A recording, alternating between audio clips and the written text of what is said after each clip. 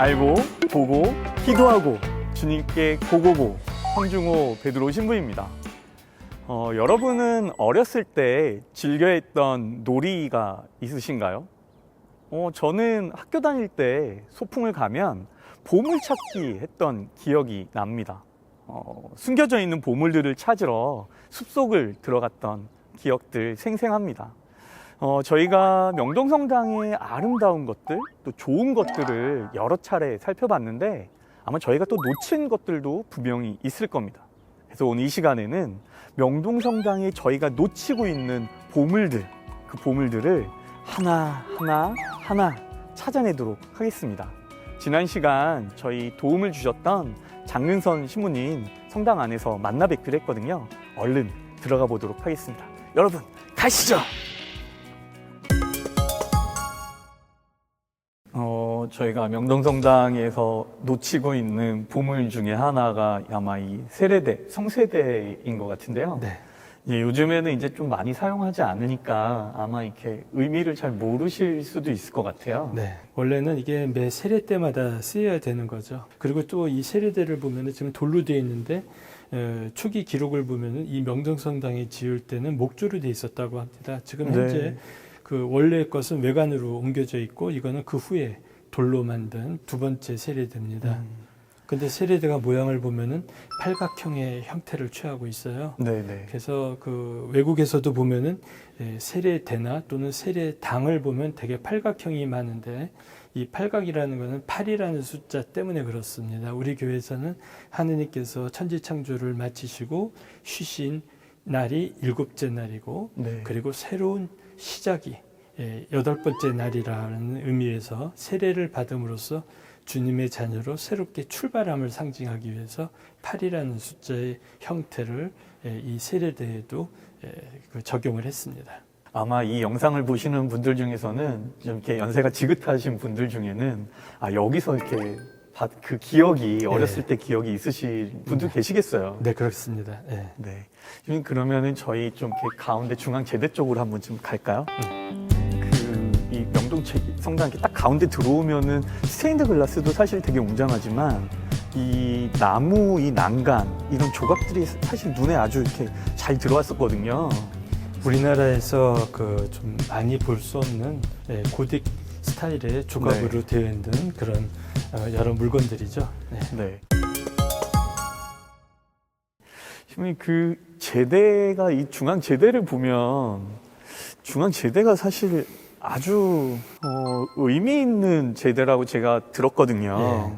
지금 이 제대는 사실은 우리 명동성당에는 없던 겁니다. 그러니까 공예 이전, 1965년에 끝난 2차 바티칸 공예 이전에는 벽을 향해서 미사를 드렸었기 때문에 네. 이 제대는 없었고 지금 저 뒤에 보이는 하얀색 돌제대만 있었죠. 그런데 2차 바티칸 공예 이후 전례 개혁을 함으로써 이제 신부님이 신자들을 향해서 미사를 드리게 되자 이 제대가 필요하게 됐습니다. 그래서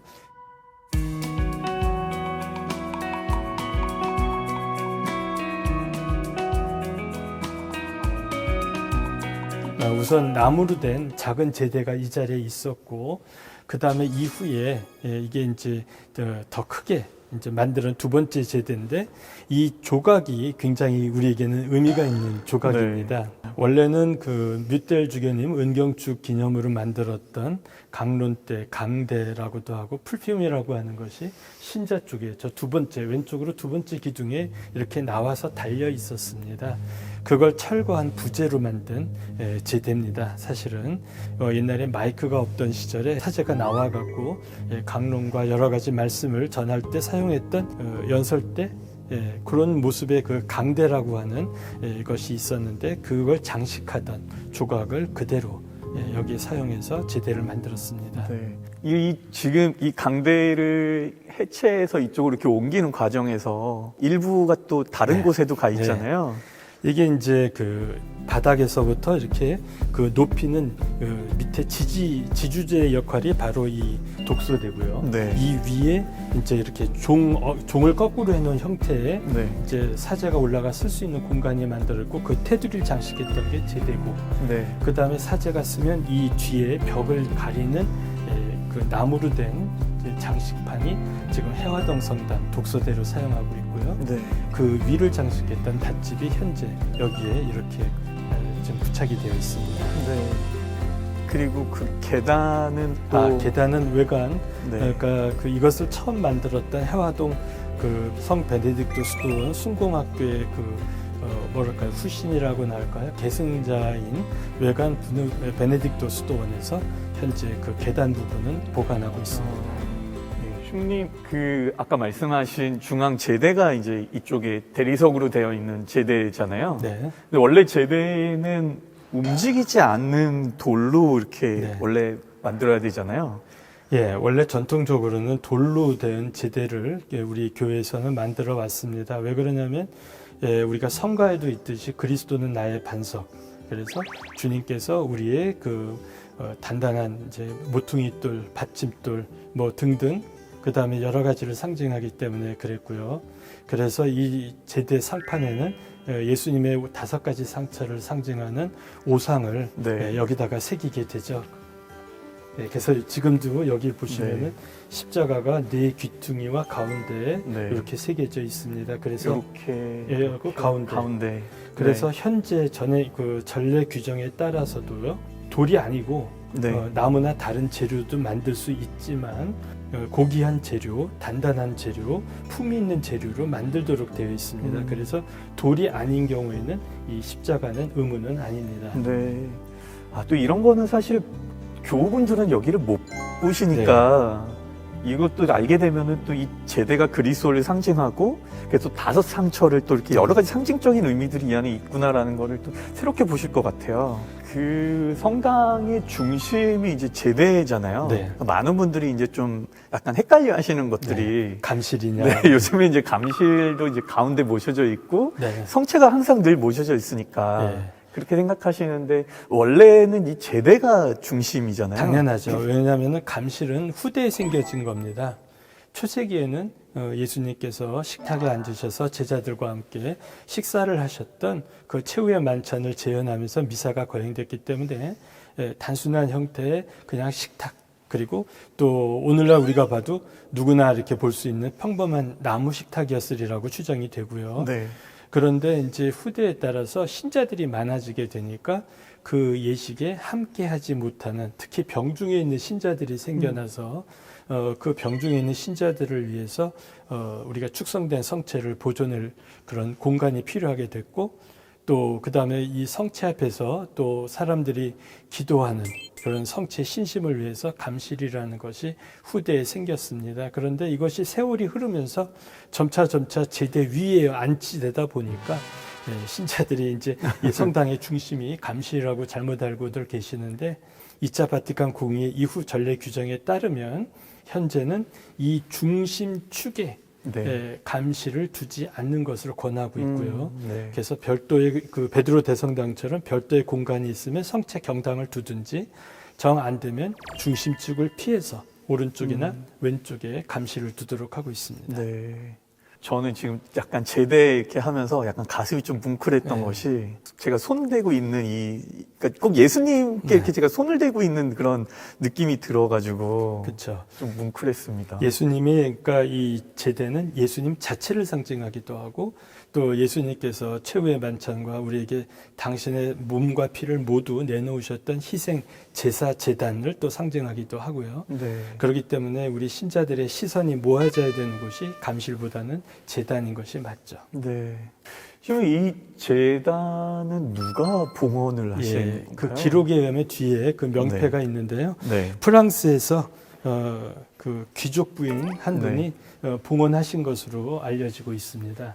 그래서 여기에 보면은 이름이 새겨져 이쪽에. 네.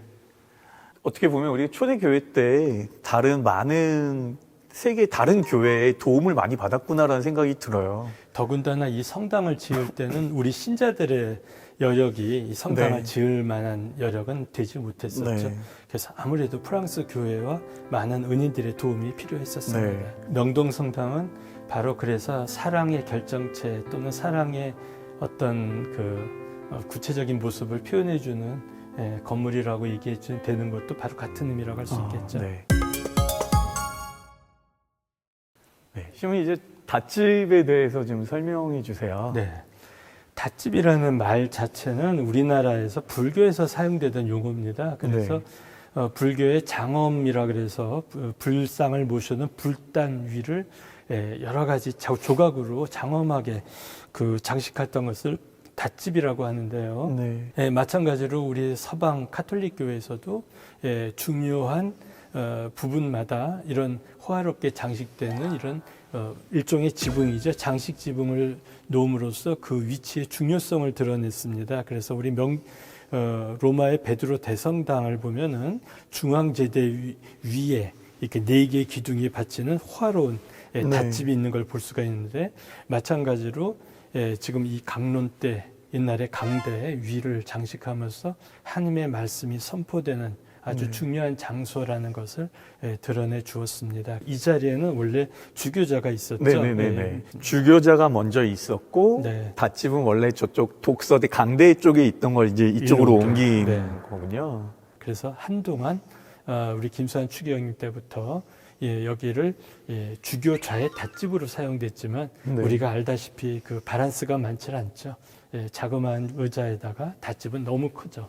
네. 그래서 옛날에 강대의 닷집이었기 때문에 그렇습니다. 그래서 현재 우리 염추경님은 주교자를 분리해서 저쪽에다가 놓으셨고, 여기는 닷집만 지금 남아있는 상태입니다.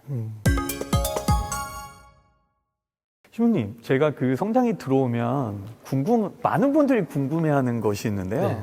요 옆에 보면은 지금 이제 십자가가 이렇게 네. 있잖아요. 네. 이 십자가가 상징하는 게 뭔지 좀 설명해 주세요.